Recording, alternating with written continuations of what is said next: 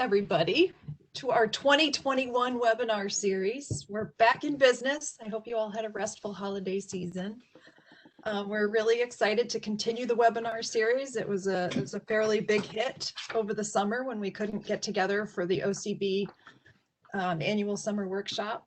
I want to welcome you all. My name is Heather Benway. I manage the OCB project office, where I am joined by two other staff members, May Mahegan, who manages OCB communications, and Mary Zawoski, who manages administrative and logistical operations. I'd like to acknowledge the sustained support of the NSF Chemical and Biological Oceanography and NASA Ocean Biology and Biogeochemistry programs for making the OCB program possible, and also the Hole Oceanographic Institution for hosting the OCB project office.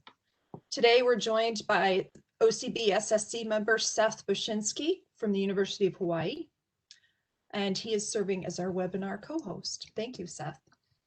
Just to give you a sense of the scientific breadth of OCB, these green icons depict our overarching science areas, and you can find more specific research questions and lots of other information on our website, which is listed here.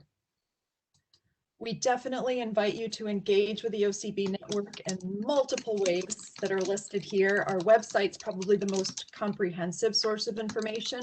You can sign up for our bi-weekly e-newsletter, the Ocean Carbon Exchange, which contains a great compilation of information about OCB activities, community relevant events, and scientific plans and opportunities to participate in review documents, education and outreach materials, job opportunities, funding opportunities. There's a lot of great information compiled in one place, which is really helpful. Also invite you to follow us on social media. You can find us here at our, this is our Twitter handle, and also on our YouTube channel. And you can always email us if you have specific questions. So each OCB webinar typically has a topical theme with two speakers. If you have ideas for thematic webinars, our format's really flexible, so please get in touch.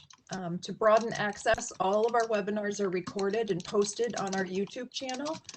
We share all information about our webinars via our website, e-newsletter, and Twitter. So here are a couple of upcoming OCB webinars for February and March.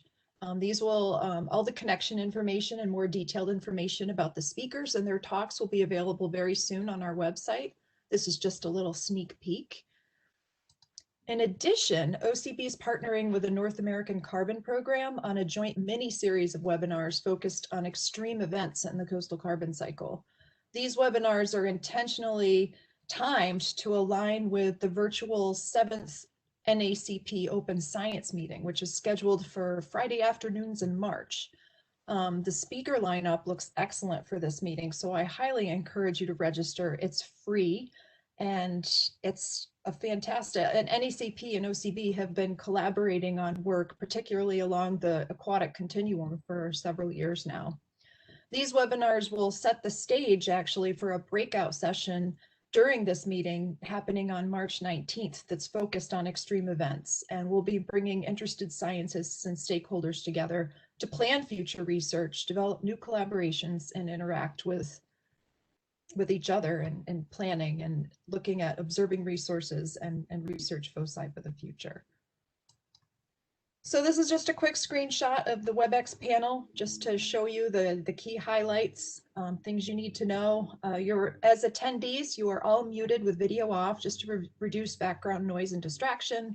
On the bottom right side, you can find the chat, which is that messaging speech bubble icon. And the Q&A is under this actually, it's over here, this ... function right here. So you can ask us questions via the chat or the Q&A. Seth and I will be moderating the questions. When entering questions, if you're doing a chat, please select everyone or host and panelists as the recipient of your question, just so that we can make sure we all get them. The theme of today's webinar is North Atlantic Ocean Acidification Impacts. Today's speakers are Louise Cameron from Hole Oceanographic Institution and Marcos Fontella from the University of Algarve in Portugal. After today's webinar, we're going to host an informal chat session with our speakers. just a little while for people to connect and ask questions maybe we didn't get to during the webinar. This starts at about 2:15, so you'll have a few minutes to go get your coffee or water, whatever you need, and then come back and join us. We will be posting the link for that event in the chat. We especially encourage early career representatives of our community to attend. And what I'd like to do now is hand it off to Seth, who's going to introduce our first speaker, Louise. Thanks, Heather. I'm happy to introduce Dr. Louise Cameron as our first speaker. Dr. Cameron is a marine carbonate chemist and ecologist whose work focuses on the impacts of climate change on bivalves and their fisheries. She is originally from Scotland and moved to the United States to pursue her PhD at Northeastern University. She's now a postdoc at the Hole Oceanographic Institution, where she's modeling carbonate chemistry of the Northwest Atlantic Shelf to help the Atlantic sea scallop fisheries prepare for ocean acidification.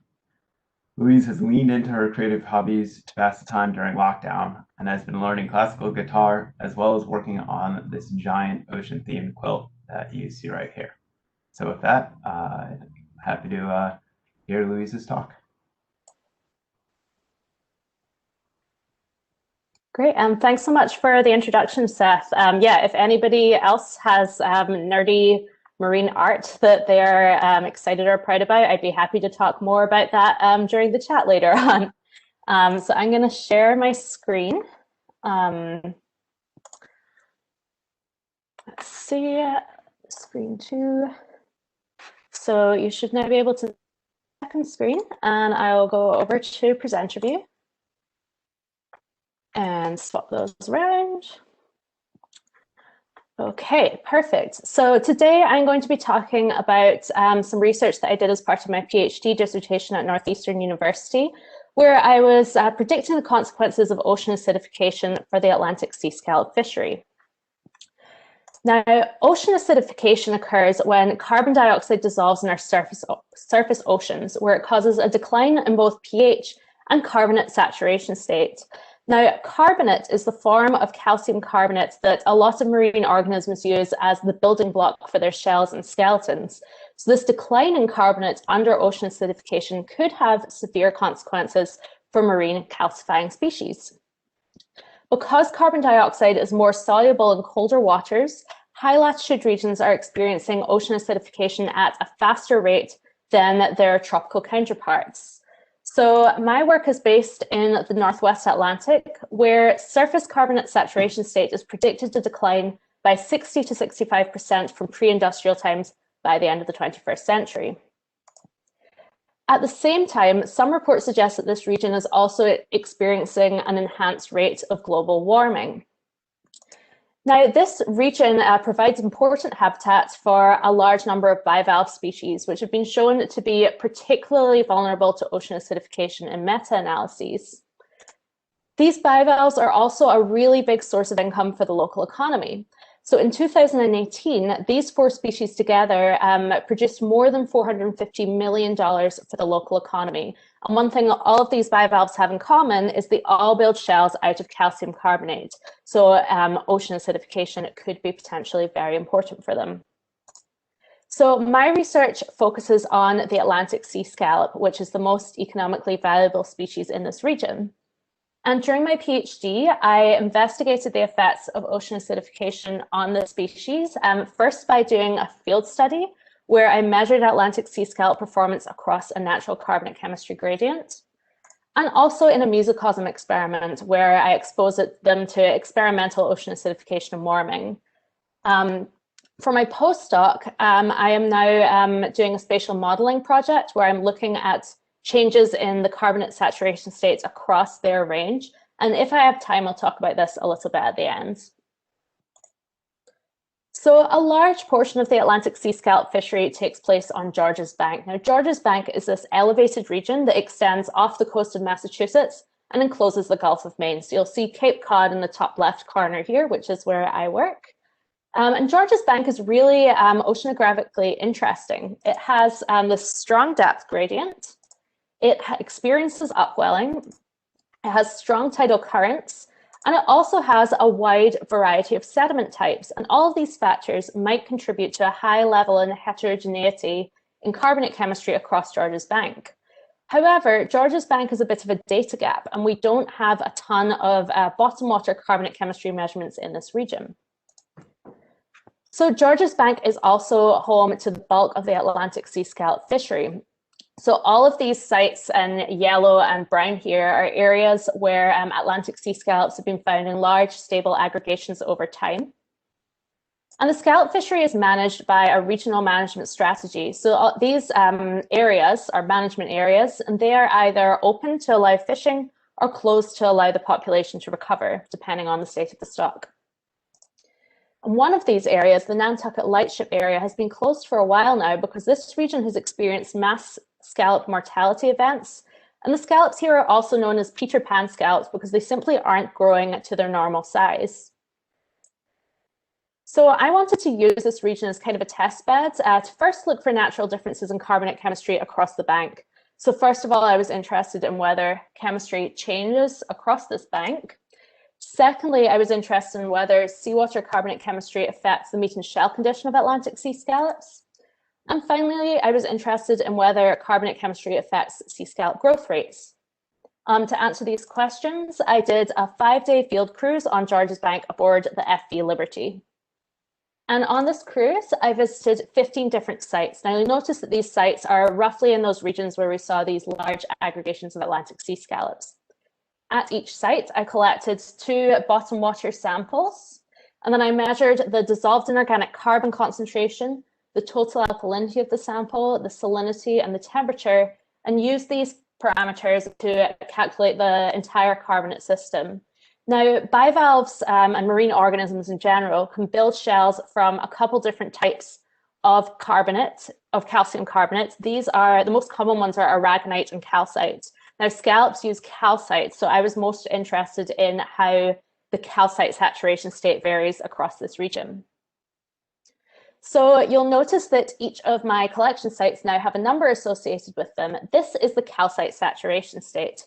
So a quick intro to saturation state. When saturation state is greater than 1, this supports calcification. So when seawater is oversaturated or has a saturation state of higher than 1, you would expect calcium carbonate mineral to precipitate easily in the water column. When it is less than 1, we call this undersaturated, and this supports shell dissolution. So you would expect shells to start actively dissolving in seawater. So 3 of my sites had very low calcite saturation states. And in fact, one of them was just underneath that dissolution threshold. However, some of my sites did have a much higher saturation state. So yes, I did see a wide variety of benthic carbonate saturation states across this region. So the next thing I wanted to find out was how this affected scallops. So I collected scallops using a commercial dredge that was towed behind the boat. And this scooped up all of the scallops in its path. I then quartered each toe again and again until I had a random subset of 50 scallops. And I took these 50 scallops back to the lab and dissected them and measured the wet and dry weight of all of their tissues, as well as the shell height. And this allowed me to calculate the relative meat condition of the scallops tissues. So I then used AIC criteria of several linear mixed effects models to determine which of the environmental variables that I measured best predicted tissue condition. I used this approach for all of the different metrics that I'm going to show today. And I found that calcite saturation state was the best predictor of scallop tissue condition. So in this graph on the right, I have calcite saturation state on the x-axis, and I have relative tissue condition on the y-axis. Remember that as saturation state gets lower, pH gets lower, and we're getting into more acidification-like conditions. So I found that relative tissue condition was lowest at sites with low calcite saturation state. And this might mean that in the future, under ocean acidification, we might see scallops with lower amount of tissue. So I was also interested in the effects of carbonate chemistry on shell properties. And the reason why this is important for scallops is because scallops use their shells to protect them from predation. And one thing they can do to protect themselves is by growing thick, strong shells. So I measured shell strength and shell microstructure to quantify kind of their shell's performance. Another thing that they can do to protect themselves from predators is to grow until they reach a size refuge, which basically means that they're too big for predators to be able to access them anymore. So the third thing I was interested in was shell growth. To measure shell strength, I used an Instron testing machine, which is essentially a giant shell crushing machine. And I put my shells in this chamber and slowly applied increasing force until that shell broke.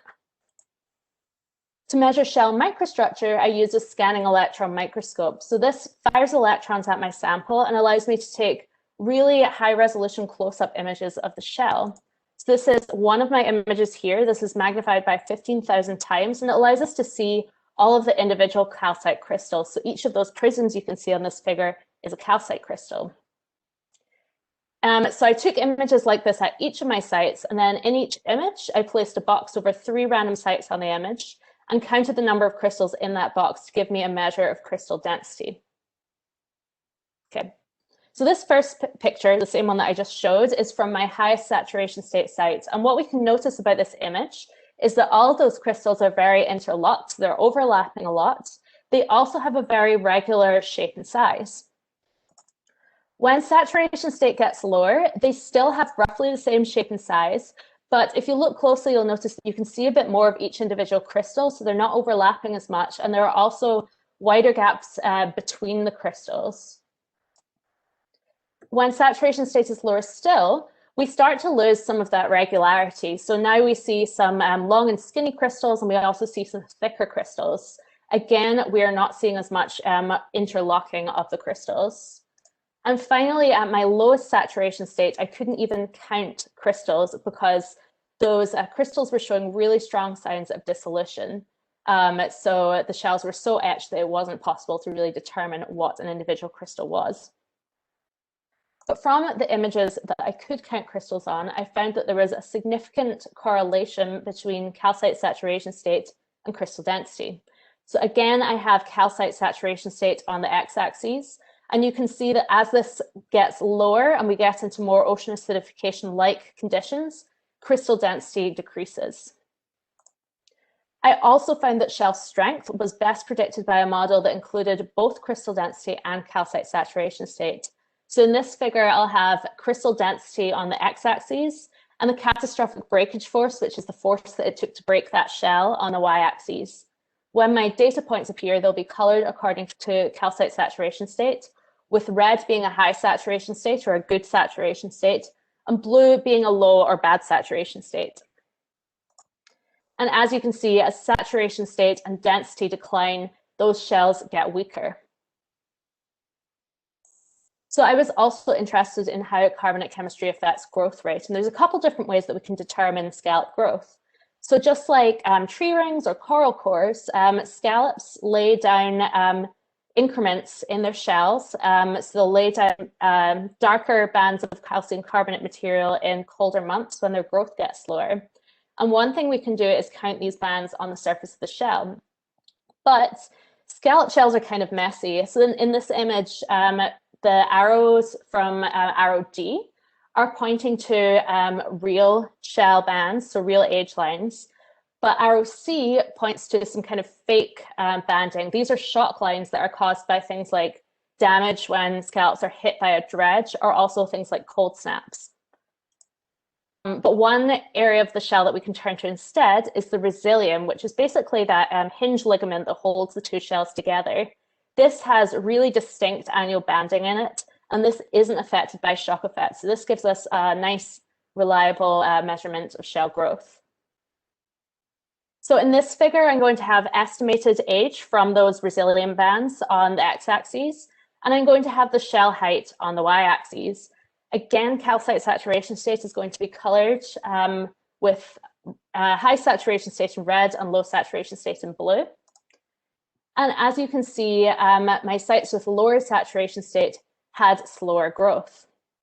Now, scallops reach a harvestable size when they reach a shell height of about 100 millimeters. And in my highest saturation state site, this occurred at just under an age of 2. However, at my lowest saturation state site, this didn't happen until closer to 3. So for my field survey, I found that sites with low saturation states had low meat condition. This suggests that under future ocean acidification, we might see a transition from these large, chunky, profitable meats that we see on the left to these smaller, less profitable meats that we see on the right.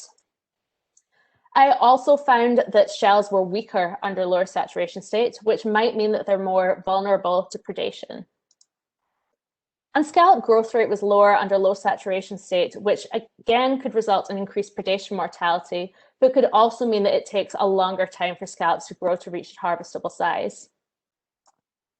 I also found that there was high natural variability in carbonate chemistry across the range, and I see this as a bit of a glimmer of hope, because although we have those low saturation states that are likely already under threat from ocean acidification, we also have these really high saturation state sites, and perhaps these are areas that we should try to protect in the future, as they could be kind of a shelter or refuge for scallops under ocean acidification. So all of the things that we saw in my field study, it's really hard to tell in the field what variable whether the variable that you measure is actually causing the response that you see, because so many other things are going on. So to make sure that carbonate chemistry was what was predicting our response, I tested this out in a tank experiment. So I did my tank experiments at the Ocean Acidification Array at Northeastern University. In each of these tanks, I can alter the carbonate chemistry by bubbling carbon dioxide into them, and I can also alter temperature. So in my experiment, I had a control saturation state, a moderate ocean acidification treatment, and a high ocean acidification treatment. And I did this experiment under 3 temperatures, which were 6, 9, and 12 degrees Celsius. I had 3 replicate tanks per treatment, and each replicate tank has 6 scallops in it. And I did this experiment for 4 months. So the first thing I was interested in understanding was whether ocean acidification and warming affect scallop calcification or growth rates. So I wanted to see whether I could replicate what I'd seen in the field in a laboratory condition. To do this, I used buoyant weights. So this is a technique where you place your scallop or other bivalve of interest on a platform that's hung from a bottom-loaded scale. This platform is submerged in seawater, and this means that you can measure just the weight of that shell without getting the weight of the tissue or any water that's trapped inside the shell captured in your measurement as well. I measured buoyant weights once every month, and I held my water bath at a constant temperature and salinity per treatment. And at the end of the experiment, I calculated a dry to buoyant weight ratio. So this graph here is going to show the results of my buoyant weight measurements. I have calcite saturation state on my x-axis. Again, remember that ocean acidification is happening to the left of this graph. I have calcification rate on the y-axis, and I have temperature in 3 different colors. So my lowest temperature is going to be in blue, 6 degrees Celsius, 9 degrees is going to be in orange, and my highest temperature, 12 degrees, is going to be in red. I'm also going to have this dashed line on my graph. Everything above this line shows net shell growth, and everything below this line is showing net shell dissolution. So as you can see, under ocean acidification, scallop growth rate declined. So I was able to see the same thing in my tank experiment that I also observed in the field. Interestingly, there was an interaction between both temperature and acidification.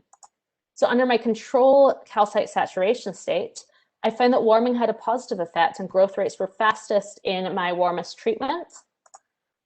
But under my most extreme acidification scenario, warming had a very negative effect. And in fact, my growth rates were lowest under the combined effects of both warming and acidification. Secondly, I used my tank experiment to understand whether acidification and warming affect Atlantic sea scallop survivorship. So to do this, I used a proportional hazards model. So this calculated the estimated survival proportion over time in each of my experimental treatments. So I have time on the x-axis and survival proportion on the y-axis, with 1 being complete survival and 0 being everything in the tank died. So this is my control ocean acidification scenario. Again, I have my 3 different temperature treatments in blue, orange, and red. And you can see that in my control temperature treatment, I had practically no mortality in my tanks, but the mortality increased as we increased temperature. And you can see this trend again in my moderate ocean acidification treatments and also in my high ocean acidification treatment. But if we look across these 3 tanks, you'll see that these slopes are getting steeper the higher the level of ocean acidification. So I found that under the combined effects of both ocean acidification and warming, sea scallop survivorship was lowest. So in my tank experiment, I found that global change impacted calcification rate, and this kind of confirmed what I saw in the field. And I found that global change impacts survivorship.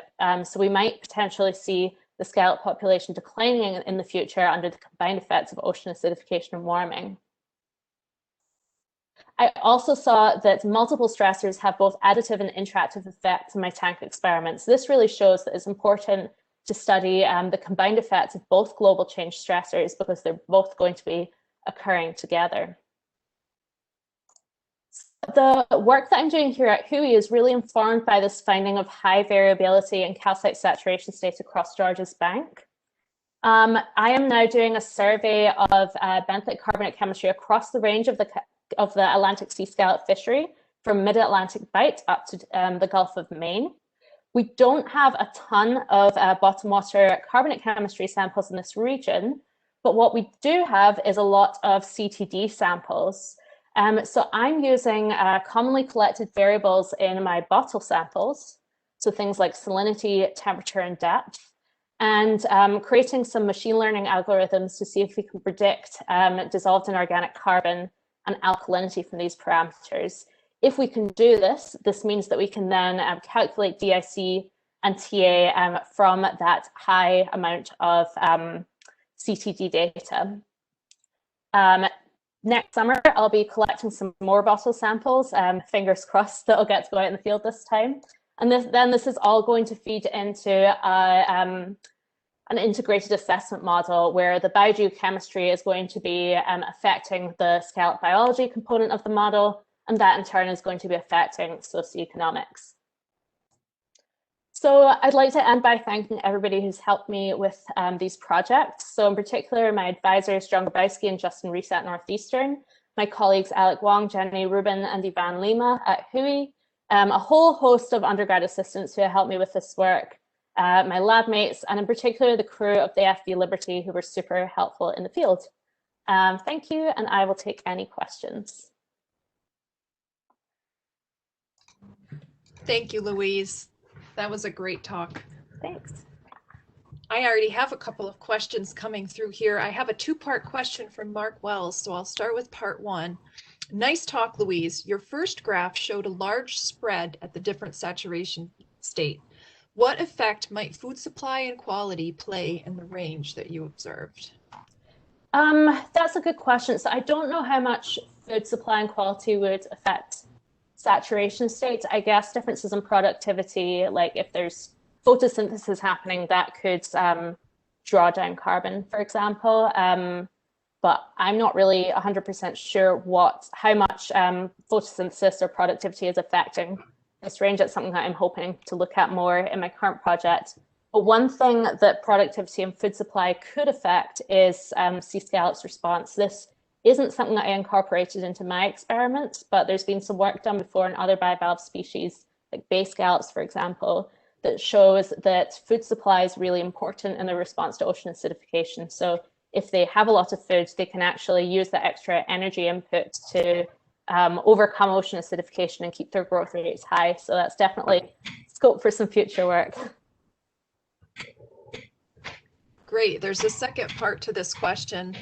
Building on the first part, the negative temperature effect under controlled saturation suggests higher metabolic rates played a role. Can you speculate whether you would see the same trends if nutrition was higher, food supply and nutrition was higher? Yeah, so in my tank experiment, I did give them a high level of food. So it is something I want to do, is potentially do a follow-up experiment where I adjust food supply to all of my treatments. and see whether the response changes, but that's something that I've not done yet. Okay. I have We one have from a, oh, go ahead. are you going to read Sam's question? Yeah, we've got one in the Please. Q&A. Yes, please do. So Louise, Sam Major asks, you mentioned that scallops show pseudo-age lines from cold snaps. What is the typical temperature variation or temporal variation in temperature in the deep waters that these samples are from? That is a good question. I'm not 100% sure. Over the year, they can experience everything from 6 degrees Celsius up to like 18 degrees Celsius. They normally don't experience those high temperatures for very long.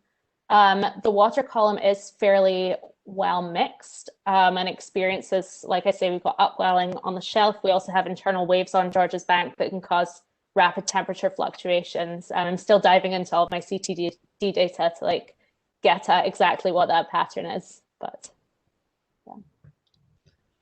We've got a question in the chat here from Karen Wishner. Are you able to use the extensive physical oceanographic modeling on George's Bank from the GLOBEC program to evaluate temporal variability of OA exposure at particular locations on the bank? That is a good question. It's something that I've not looked at yet. I'm not sure how much that includes bottom water conditions. So most of the reanalysis models that I've looked at so far have really good predictions of surface water biogeochemistry, but don't have as good modeling capacity for that that benthic layer, which is where the scallops live. So the project that I'm doing is kind of hoping to get at that, but we are going to compare, when we test it, we're going to compare the data that we have from the surface that we recalculate from the bottle samples to those larger reanalysis products to make sure that we're doing it right. But yeah, maybe we can chat more about that in the chat afterwards. I'd definitely be intrigued to know if I can use it in some way. Great, Seth, I think we have time for one more if you want to grab the next. Okay. Yeah, our next from the Q&A is from Allison Bruce. Great talk, Louise. I was wondering if in a perfect world we were to instantly get to net zero carbon emissions, how much of a lag there might be in terms of ocean acidification. Is there a decline baked in for a number of years? So.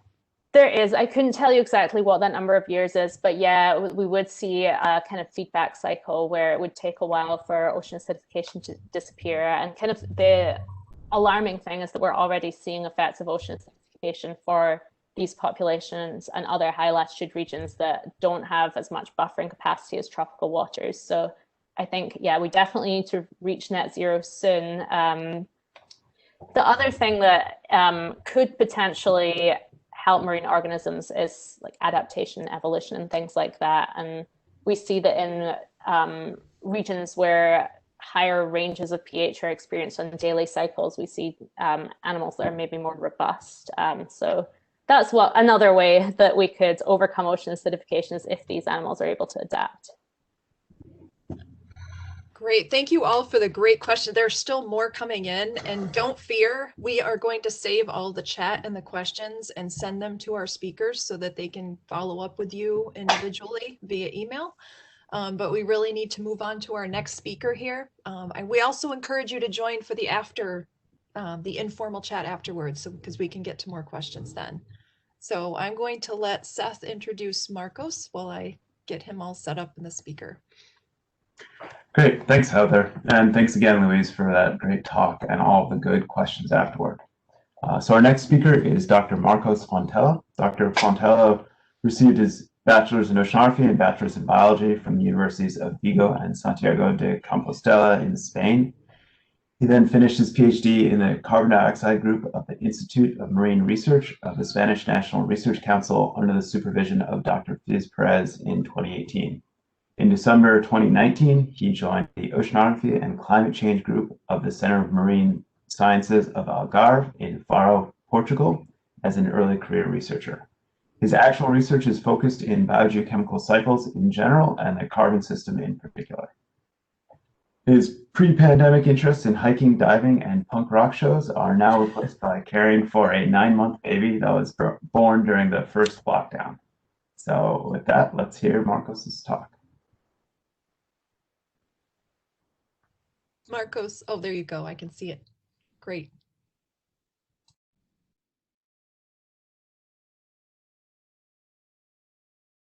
May, do you hear me well? Yes.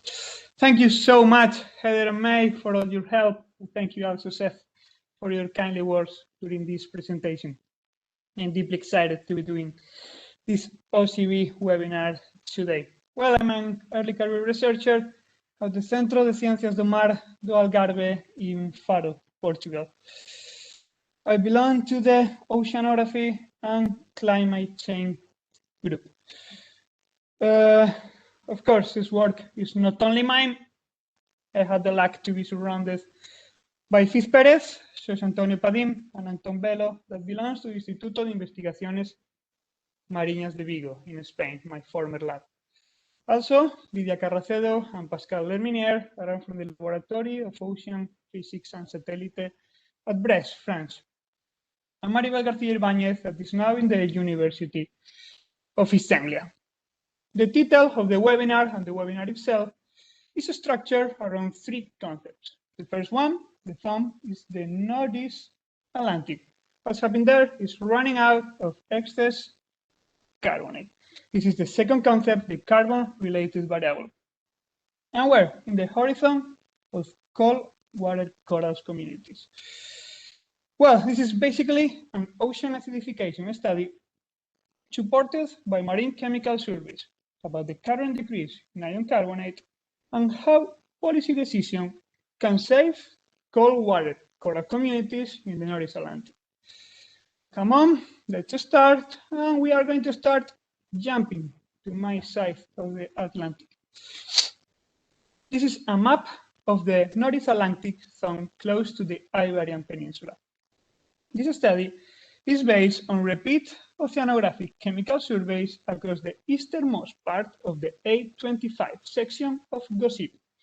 It is the easternmost part of the OBIS section, represented in the map with the orange dots. OBIS is a biennial section from Portugal to Greenland that was done every 2 years since 2002. So, most of the data came from the complete OBIS database between 2002 and 2018. And also the FUREX section of 1997, represented in the map with the breath stations. So we spent 21 years. Well, the carbon methodology for the 1997 cruise was pretty much the same than during the OBIS program. Spectrophotometric measurements for the pH and single point iterations for alkalinity. Furthermore, and this is a key improvement, all the data was contrasted in situ against 35 reference materials, ensuring high quality and low uncertainty in the measurements. Then we can say that there is a solid database of carbon-related variables like the pH, total alkalinity, dissolved in organic carbon, or the ion carbonate, spanning 21 years with 10 oceanographic summer cruises. In the map, there is also a diagram of the large-scale circulation of the main water masses in the zone. Throughout the presentation, we are going to follow this color and label scheme. For the North Atlantic central water, that is the upper water mass, and for the intermediate water masses, Mediterranean water, that forms at the Gulf of Cadiz and then spreads to the North Atlantic, and the Labrador seawater arriving from subpolar latitudes. Just one more thing in this figure, the stars. The stars in the map and also stars in the title of the webinar, the cold water coral communities. The stars are locations with report communities of cold water coral where the species Lophelia pertusa is present. Ocean acidification is one of the impacts that this hotspot of biodiversity and ecosystem services will face with global change. Corals have calcium carbonate skeletons made of aragonite, and they are important ecosystem engineers of deep sea habitats. We say that they are ecosystem engineers because, as you can see in the GIFs, their three-dimensional structure forms habitats by itself. Well, at global scale, large cold water coral reefs are more abundant in the North Atlantic than elsewhere in the world ocean.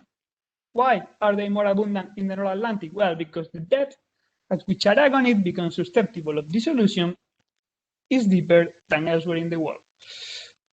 Okay, we already know what I mean with the North Atlantic and also what are the cold water coral communities. Let's see what happened with the last concept in the title, the excess carbonate. It's time to introduce ocean acidification.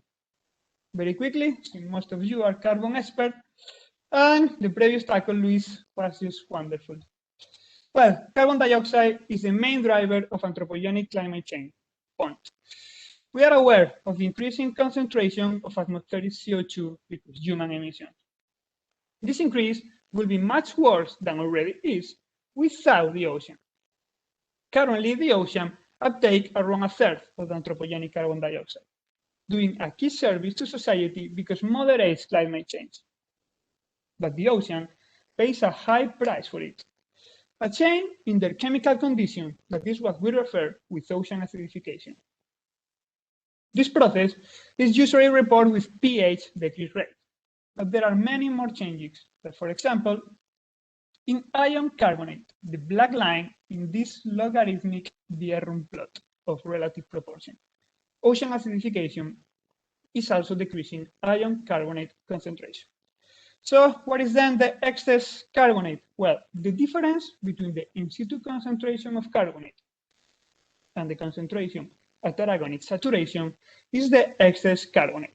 The aragonite saturation, represented with the Greek letter omega, has a horizon at which the calcium carbonate becomes thermodynamically unstable and tends to dissolve.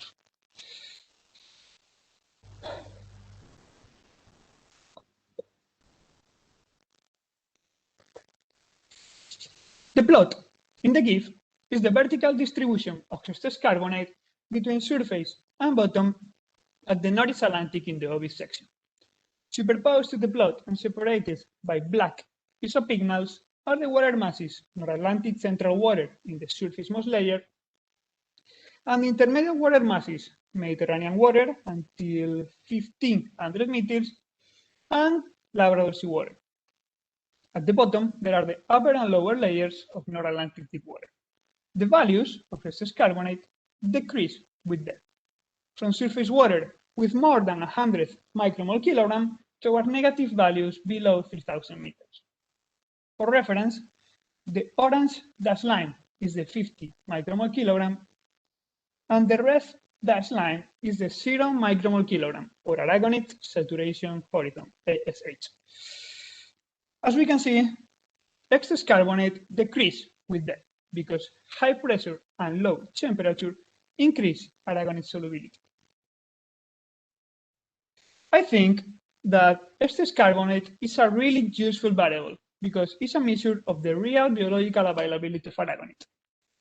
Positive values indicate supersaturated water, while negative values indicate undersaturated water and the tendency for the aragonite mineral to dissolve. Here it is where chemistry and biology converge. Since the skeletons of cold water coral are made mostly of aragonite, their long-term survival is compromised in waters with negative values of excess carbonate. Ocean acidification is all about carbon. That's the reason why I'm here. These are the mean concentration trends of dissolved inorganic carbon, the IC, in North Atlantic water masses versus atmospheric carbon dioxide. This is important to keep in mind. From now, the x-axis is not the time, it is the mean annual concentration of atmospheric carbon dioxide, okay?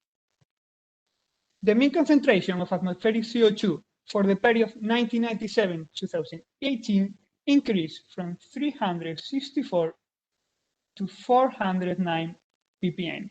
This is an increase larger than 2 ppm parts per million by year. In the ocean, the upper layers have lower concentration, and then the amount of the IC usually increases with depth. Well, in the North Atlantic, the system of the Mediterranean water influence modifies that vertical distribution. And as you can see, the Mediterranean water layer has a mean concentration that is higher than the deeper Labrador seawater. It's so high that in fact is very similar to the upper North Atlantic deep water, and in the plot they are practically overlapped. The only significant trend in the IC is in the surface-most layer, in the North Atlantic central water. The IC includes the natural and the anthropogenic component. We calculate the anthropogenic carbon with the biogeochemical back calculation method known as FICT, developed by Vázquez Rodriguez et al. The difference between anthropogenic carbon and the IC is the natural fraction.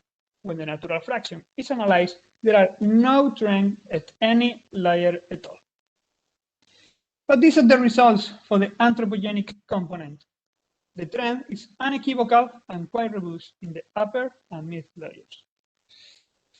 I'm going to clean the screen. Okay, these numbers are the significant slopes with their errors.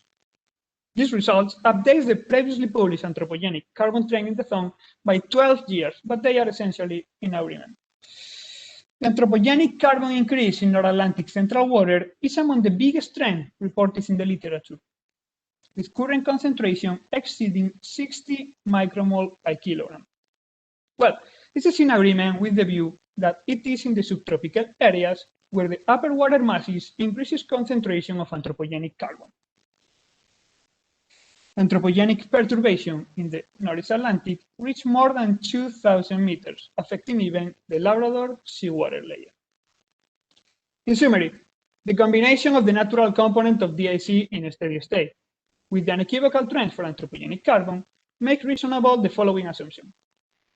The system of perturbation in upper and intermediate water masses in other carbon variables, like in situ pH or in situ carbonate, are also produced by human influence. But for now, we are going to focus in excess carbonate, okay? The pattern of mean excess carbonate follows the already commented vertical distribution, with positive values in surface and negative values in deep water. The undersaturated zone with respect to aragonite is represented with the pink background. Well, the anthropogenic decline of excess carbonate exists in all the supersaturated water masses. That decrease is happening almost 3 times faster in the North Atlantic central water than in the Labrador seawater. But the physicochemical properties of Labrador seawater make that this water mass is already very close to the limit of no excess. So, if we keep this constant trend, it's easy to infer at what atmospheric carbon dioxide concentration the North Atlantic water masses will become undersaturated waters. Well, for the Labrador seawater, this will be an undersaturated water mass as soon as at 514 ppm. Well, 500 ppm is like tomorrow. Do you remember the vertical distribution? Yeah, sure you do. Well, there is a green band that I did not mention before. We are going to do a zoom to see more clearly, okay?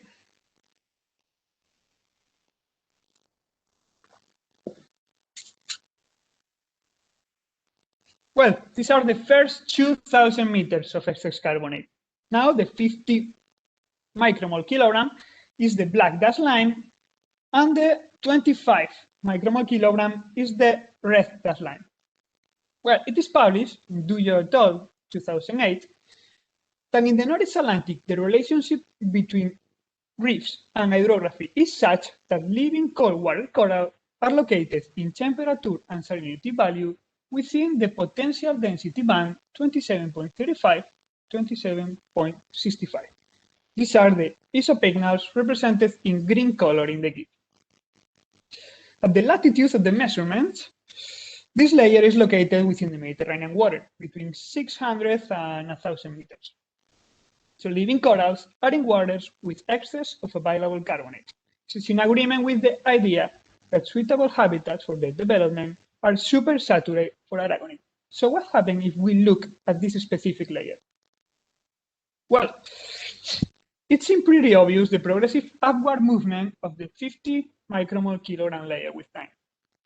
The water surrounding cold water coral communities lose carbonate at a rate of 0.17 micromole by kilogram and ppm.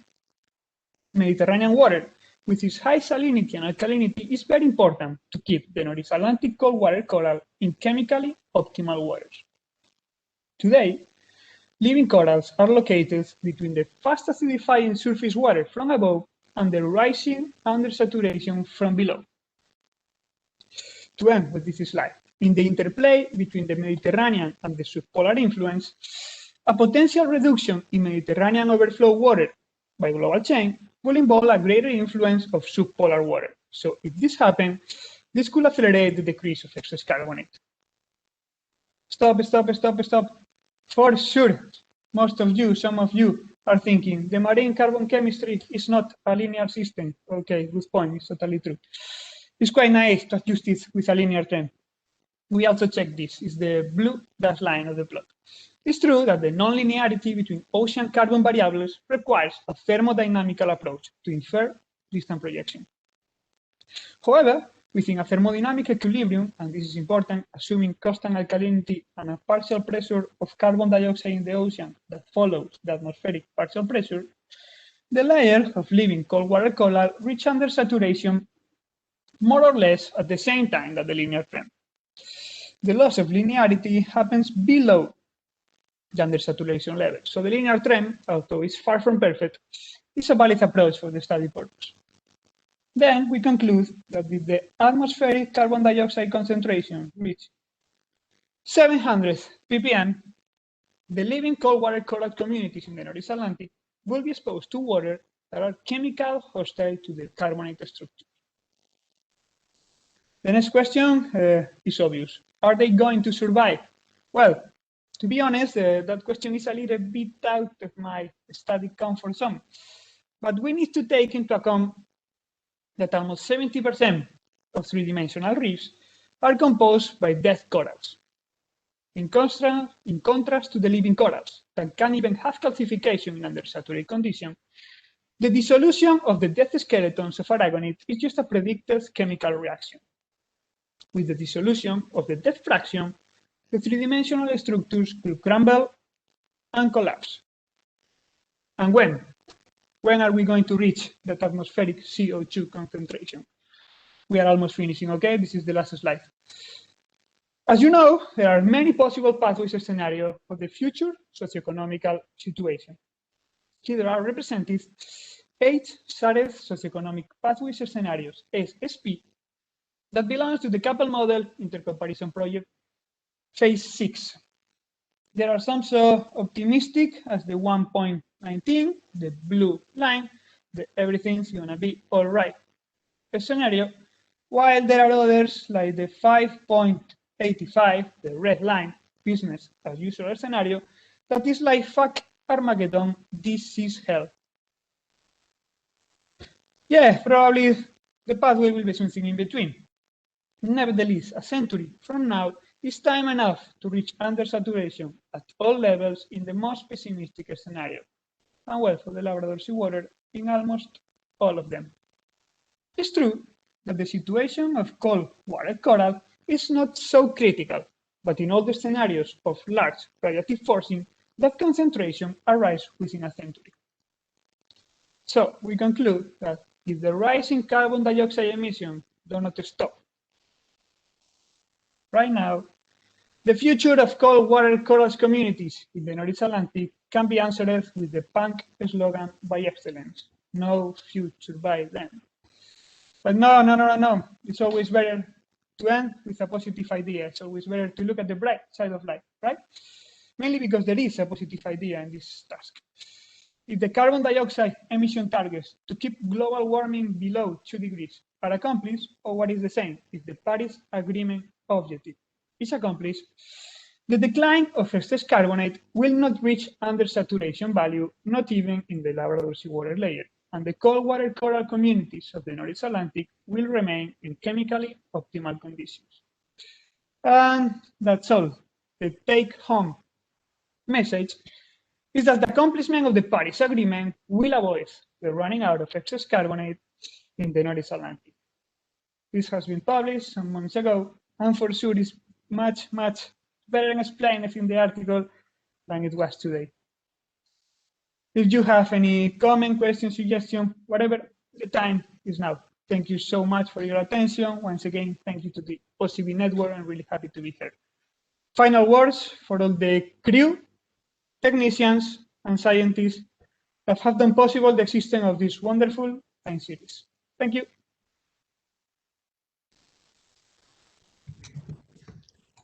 Thank you, Marcos. I'm glad you ended on a positive note. I think we all need that right now. I'm checking here for questions. Please put your questions in the Q&A or the chat. We will be looking at both. Marcos, I guess before questions come in, I'll ask one. You looked at changes in excess carbonate for the cold water corals. Do they also have other stressors in the form of oxygen or temperature that will impact their ability to survive, or are they primarily affected by excess carbonate changes? Okay, other stressors. Yeah, of course. This is only from a chemical point of view. I'm afraid that the availability of food is more important for the reef to survive than the chemistry of seawater. But that's the reason why I avoid to answer directly the question if they are going to survive. I don't know if they are going to survive, but the three-dimensional structure could crumble. And since the ecosystem service depends on that three-dimensional structure, maybe it's a point.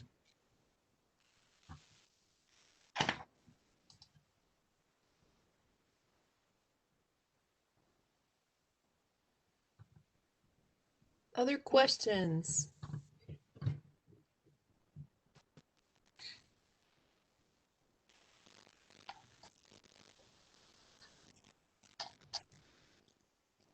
Just so you know, I've put the link in the chat for you all to join us afterward for an informal chat with the speakers.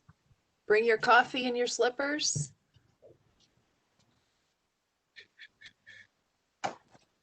I guess I'll ask another question. Are the I really enjoyed the overlay of the different emissions pathways and the cold water coral excess carbonate levels.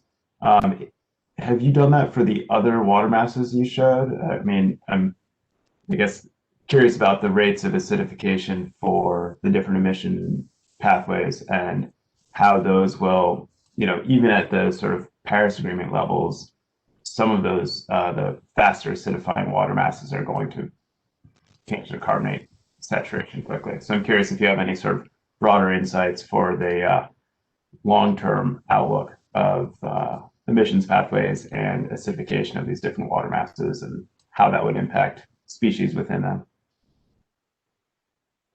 Okay, and the exact question, please. The short question will be?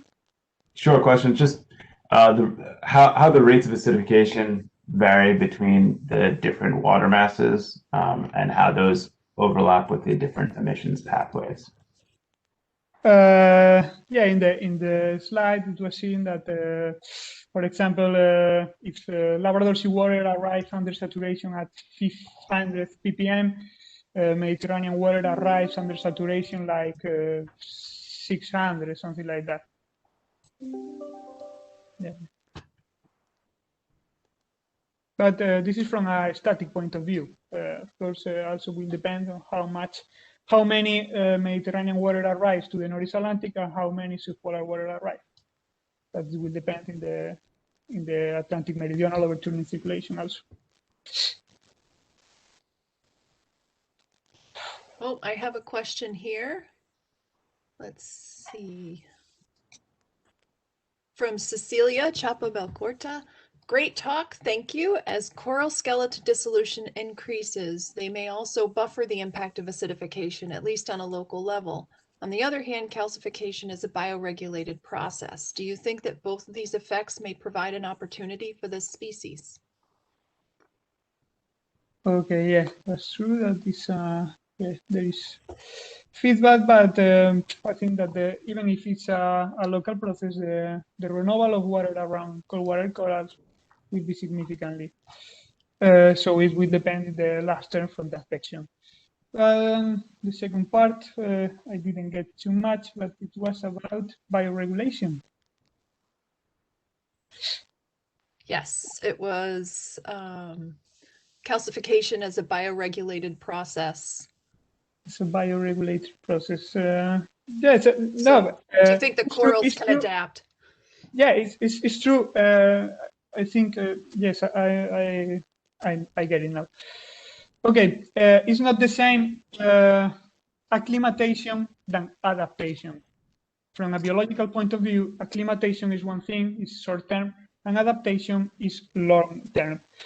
The long-term survival, I think, is compromised a little bit because when you see the global biogeography of the large cold water coral reef, you see that they are very tightly coupled with the chemistry of seawater.